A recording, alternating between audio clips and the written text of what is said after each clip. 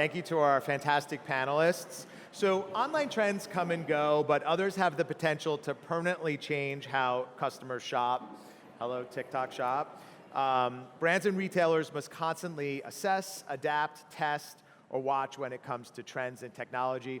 It's funny, when we were backstage, we were just saying that, I was saying that one of the only funny thing to come from the time during the pandemic was when people were declaring that brick and mortar would never be back, right? Everyone was like, it's all gonna be e-com from now on, no one's ever going into a store again.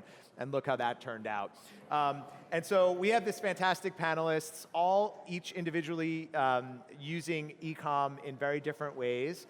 And so thank you guys for being here. We're so excited to be digging into the current state of e-com and beauty. Carina, let's start with you. As a fragrance brand, I feel like you have one of the steepest hills to climb when it comes to growing DedCool online. But you got started on Instagram, and you're a self-described, very digitally native brand. Tell us how you've leaned into e-com and how you've overcome the hurdle of selling what is ostensibly an experienced product in an online environment. Yes, so it's funny, I have these conversations quite often, and when we look at our full retail landscape, and each channel is so unique in its own way, and for us, we look at it as a full ecosystem. So when you say digitally native, DedCool was born on Instagram, but in the very early years of the brand, it was very much formulated around the mom and pop shops, and the mom and pop shops we were able to use our proceeds from selling on consignment from the mom and pop shops to then invest in digital. So digital and the e-commerce space, within the world of fragrance, we tell a unique and a different story. It's really about more of this experiential kind of moment within the category. And of course, our digital presence is also essential to our retail presence. So being a Sephora brand and kind of living within this world of creating digital moments, digital experiences, storytelling, UGC, true testimonials that then lead more of a brand moment for then consumers to go to a retail space like Sephora to have this tangible experience. So we look at everything as kind of an awareness building and of course a growth channel, and ultimately building the brand digitally that then kind of lives within this omni ecosystem. Yeah, and I can see some people in the audience who are having some problems hearing. So I'm just going to ask our speakers if you guys can speak up, and then of course if you're in the back and you're chatting, please move to the networking space because it's a little hard for us to hear up here. All right, Jeff. Sorry, now that I admonished our audience, let me come to you. Jeff, selling color is a little bit easier than selling fragrance, but it's definitely not without its challenges. Tell us how you've navigated some of those challenges and the role that e-com plays in the evolution of DIBS Beauty. Yeah, we started about 3 years ago, and we took the proposition that you were never going to solve the tension between a color looking differently on your screen, on your phone, on your laptop, and in person. I can tell you as the person on the set shooting our product that it looks completely different between the camera lens in real life. And one of the things that was so important to us was that our initial product assortment in an online-only universe, which we existed in for 3 years until our Ulta launch about 7 weeks ago, was that the product had to be shade, selection, stress-free. So the brand was marketed around that ease of use to take away the stress. We started with our hero products, which were blush and bronzers combined into a stick, as well as a face and body highlighter. And the whole point of these were to say, look, you don't need the exact shade of pink. I'm a man, I'm slightly colorblind, ironically, and I have trouble telling between the many shades of blush we sell.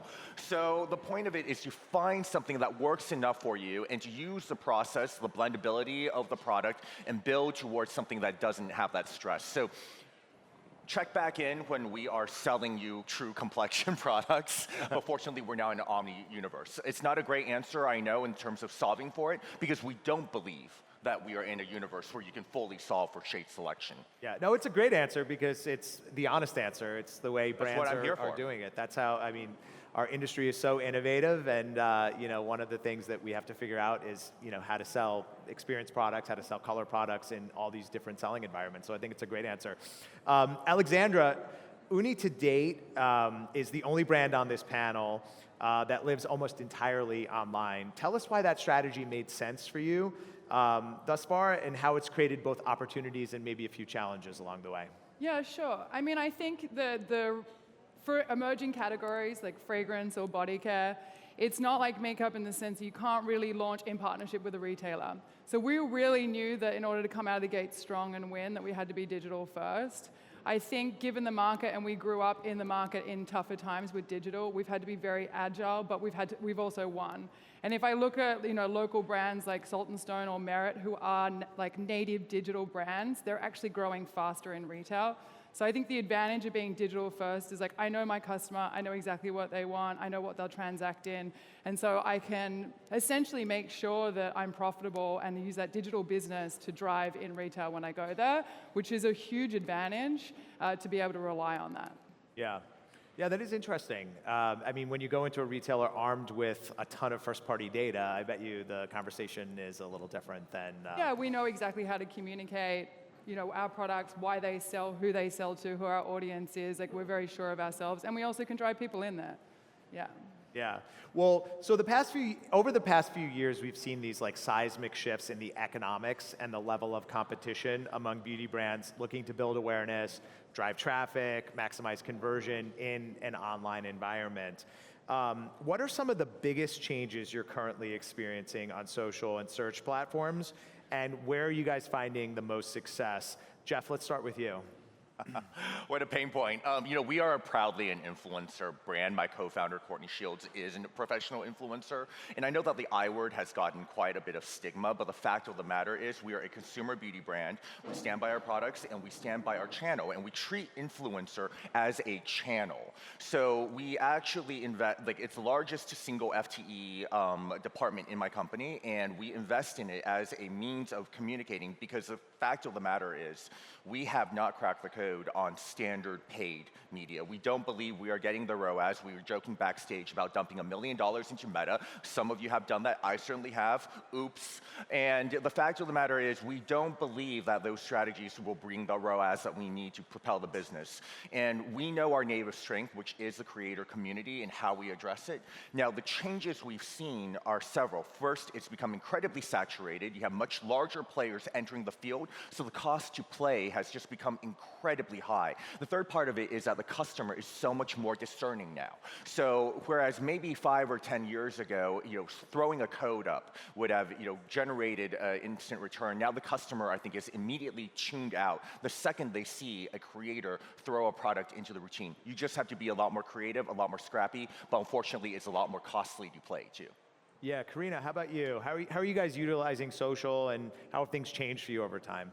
Well, exactly to Jeff's point, I think within the world of social and digital, it's always evolving. You always have to look to the consumer, where they're shopping, trends that they're looking at, and for us, it's harder than ever, again, to acquire, and not only to acquire, but to retain.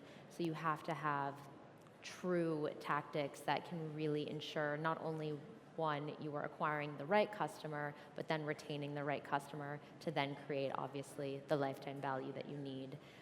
Ultimately, I think on the other side of the coin, the benefit is, for the first time, being a digital brand, living within this world of digital and community, we can speak to our consumer for the first time. We have this clear understanding of what our community, what our consumer needs, just based off of the social presence. And I think, again, these conversations are extremely important.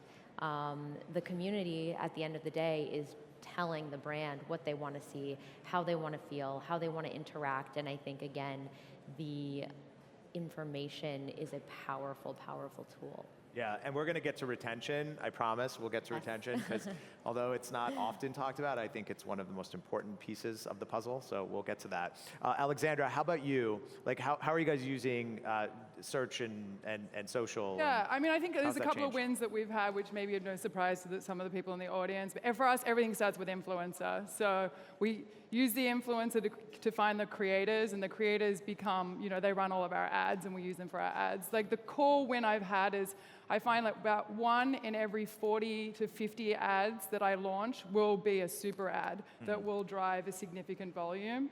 And in those people, with those people, I start to then build, great relationships with them. They then become our sort of like, to be honest, almost employees of the business. We keep them, we have a 12-month long contract with them, and then we build a lot of content around them, and then we build landing pages with them. And so it really starts with influencer and then feeds through to the entire business. But that has been a huge win for us. So those influencer-driven landing pages, basically. Well, all three of you have mentioned influencer as being like a huge part of your e-com strategy. Alexandra, let's stay with you because you just mentioned something really interesting about the way you work with your influencers. You build them landing pages. Like, tell us why that strategy has worked so well for you. I come from software, so I'm a very data-driven person, and so I was always constantly optimizing. It's faster to do that on a landing page. And then once you have the content creators that are high performers on retention, once you sort of have them every month, then you start to talk to them, figure out what it is about them that the consumer likes and relates to. And so the landing pages that we have are very different. The brand is seen very differently depending on the entry point, and it's been, hugely successful.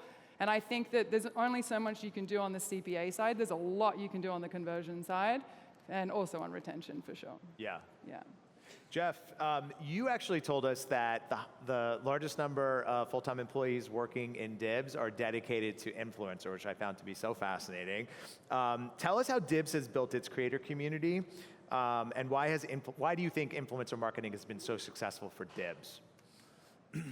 Well, I came from celebrity management before, and so there's some kind of corollary, I guess, in managing personalities, but also encouraging them to thrive, right? And I think personal relationships sound so trite. I know that that's not something that people expect you to just kind of put up on the board as here is our strategy. We make people feel special, but it is the truth.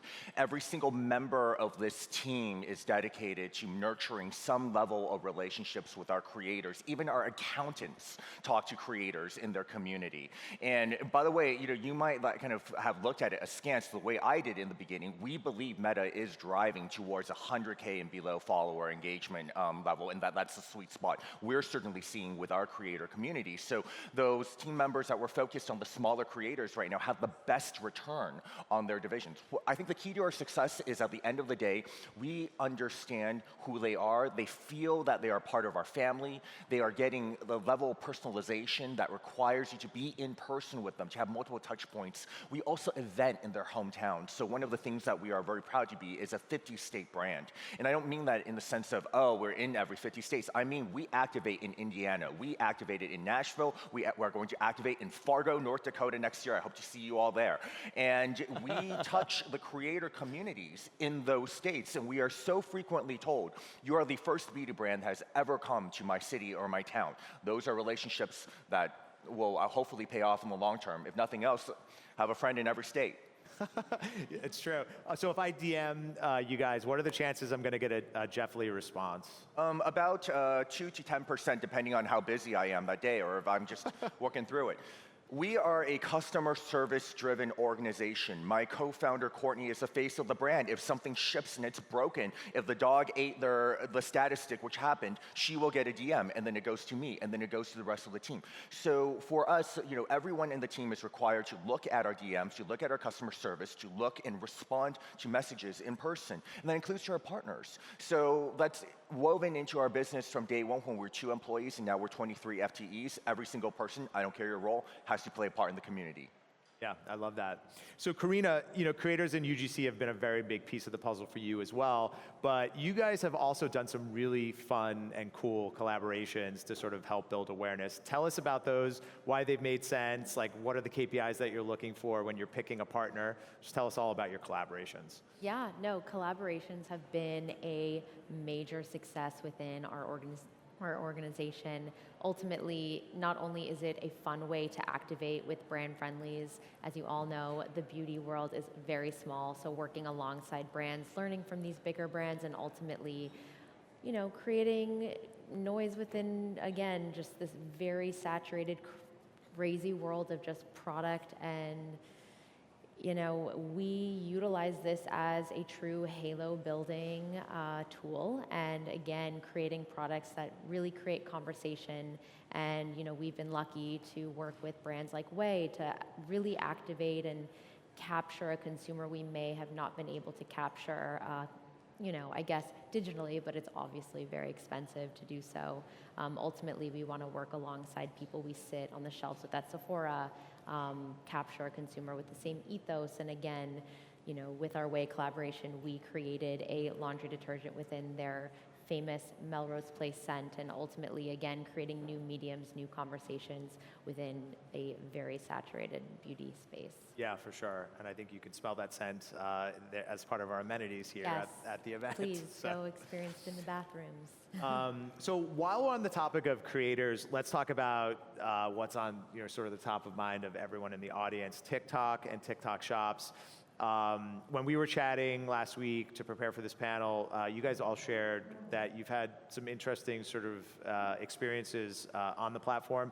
Why don't we just go around, maybe Alexandra, we'll start with you and then go to Jeff and Carina. Tell us about TikTok and TikTok Shop and how it's been a part of your strategy. Sure. I think organically TikTok drives pretty good revenue for us. Where I really find it, and our influencer team really reaches out through TikTok.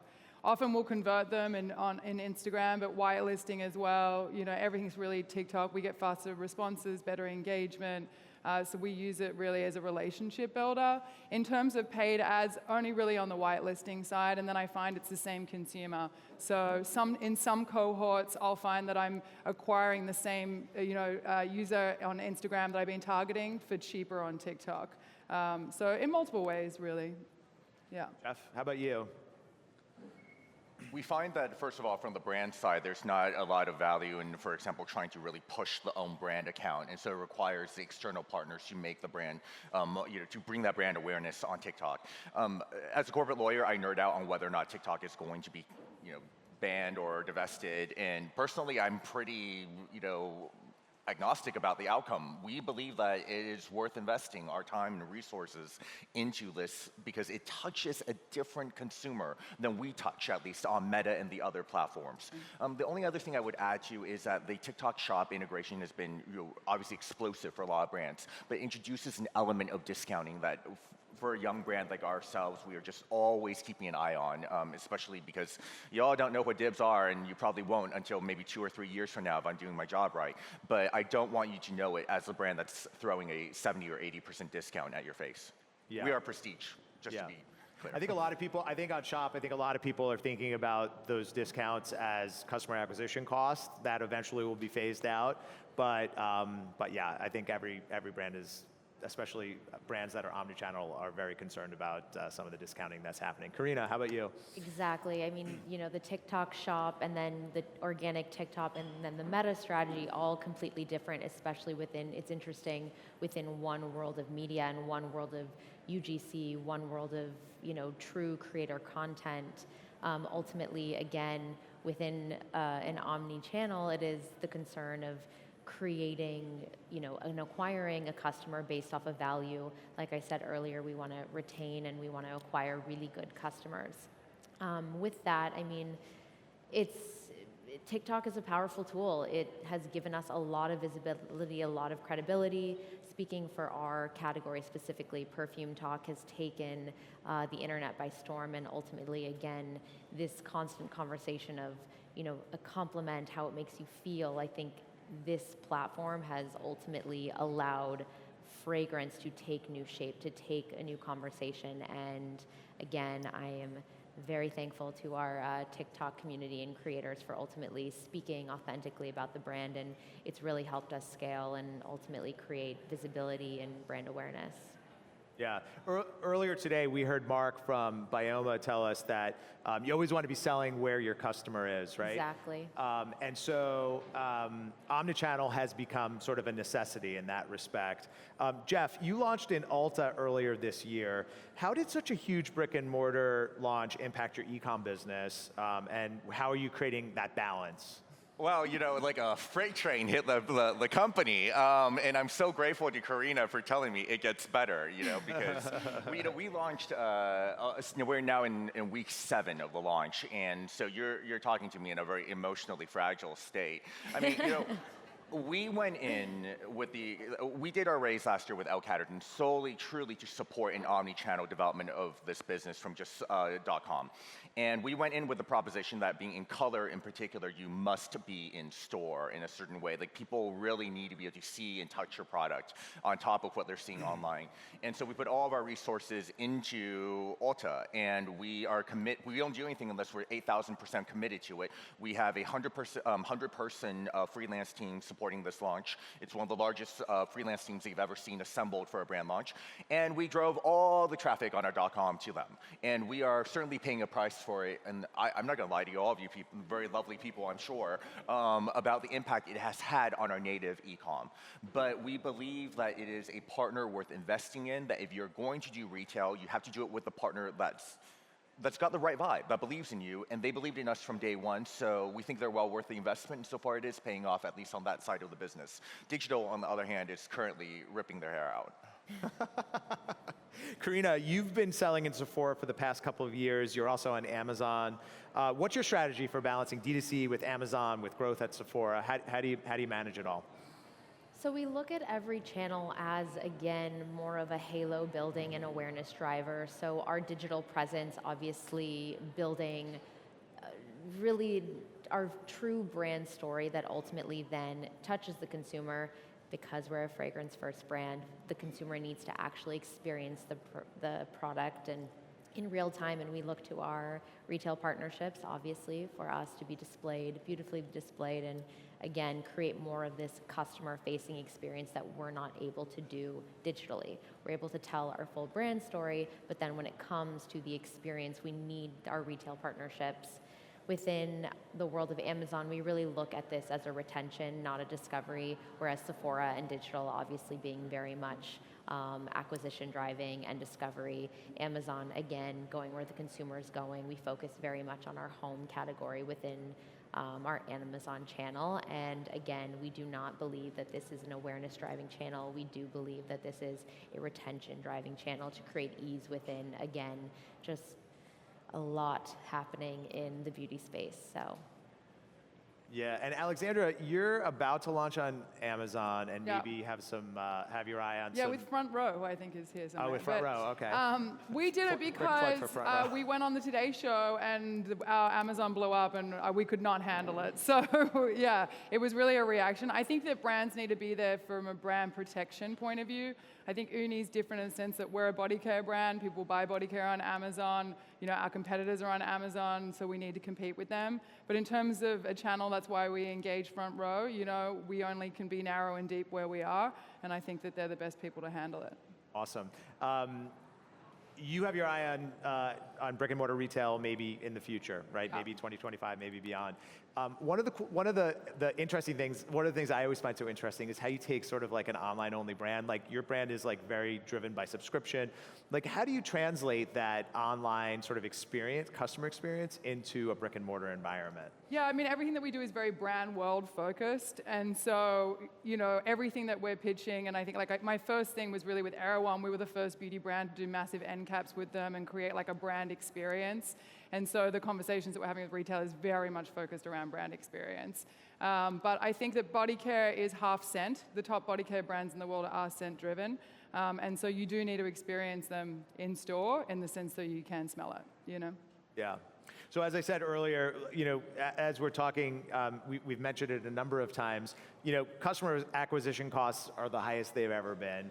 And so what that means is in order to be able to drive a profitable business, you have to retain as many of those customers that you've been able to sort of acquire over time. And the key to that is retention.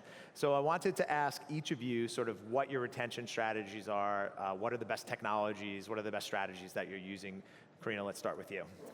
So we have a full team dedicated to retention, and we see this as obviously an important value to our brand. A lot of our product strategy is focused on retention. So outside of fragrance, we have consumables. Consumables obviously have a longer lifetime value with the consumer.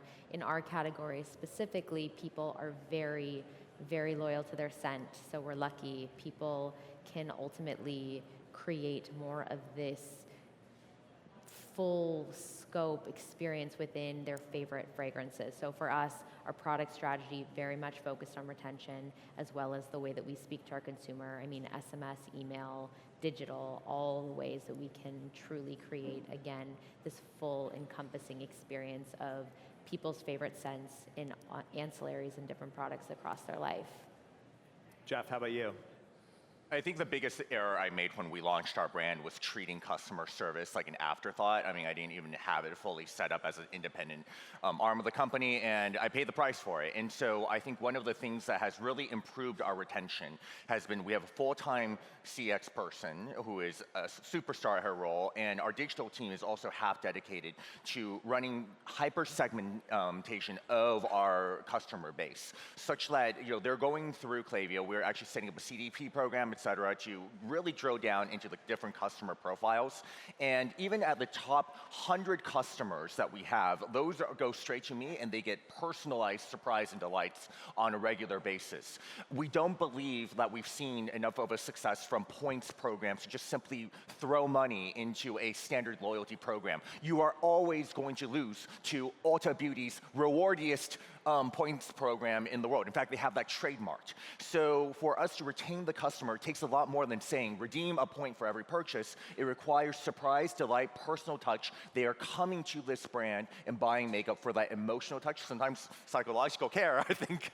But at the end of the day, that's really where I think we're acing it and we're focused. I think that there's other temptation, which is to reserve assortment from the retailer in order to preserve your .com and retain your customer by giving that lead. We're not so sure that that's the strategy for us. We still think that the customer is going to benefit from an omni-channel when it comes to newness, so we're not necessarily guardrailing there. Got it. Alexandra, how about you? What are you guys doing for retention? Yeah, we have a very high subscription rate. I actually found that it's better trying to push the customer into subscription on the first purchase, because that's when they're most emotional and most excited, than it is to upsell. So definitely, getting them in the beginning. Customer service, same thing. They're trained to upsell, they're trained to subscribe, but surprise and delight's the best thing that you can do. And we're doubling down on that program, and most of our collaborations or partnerships are exclusively for, customers that subscribe and things like that. So really keeping the gifts, and then also upsell on new product launches. You just, sample all the boxes, basically.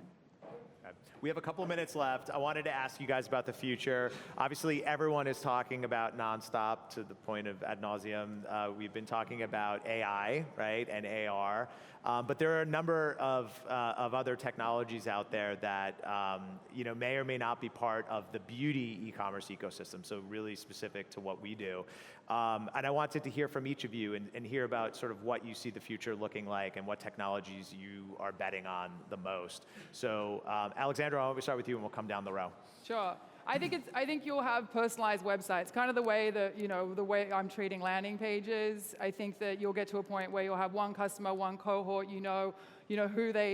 what the girl that they want to aspire to be, what she wears, what jewelry, what brands, that will go the whole way through. Back in the day, I used to run marketing for Thrillist Media Group, and I noticed that the fit models would change the day, and the amount of revenue I'd get on a daily email. And so who you cast is very important. And so I see AI as a big part of that. So I will be able to create, custom, sales channels the whole way through, from how they originally get the ad all the way to how they convert.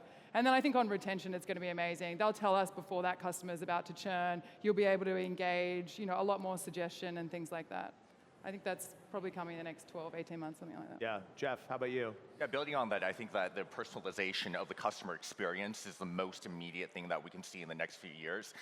I think I'm a little less, bullish about the idea that AI will be able to transform how we formulate, how we, customize products. We're not in that agility era yet, certainly in color in my mind, to do it effectively, but how you message and communicate the brand journey, I think it's going to be hyper focused on each individual segment of the customer. Carina? Yeah, I think, agencies and true active people in the space are using AI as a tool ultimately to be better and smarter and understand your consumer in a more broad way. Believe it or not, you can even create fragrance using AI. So I think there's a lot for us in the future to explore, but ultimately, again, it's truly creating more of this personalized experience and understanding what the consumer needs and truly being a brand for our general community. Great. All right, well, we have time for one or two questions. So does anyone have any questions for our panelists? We have a question right here.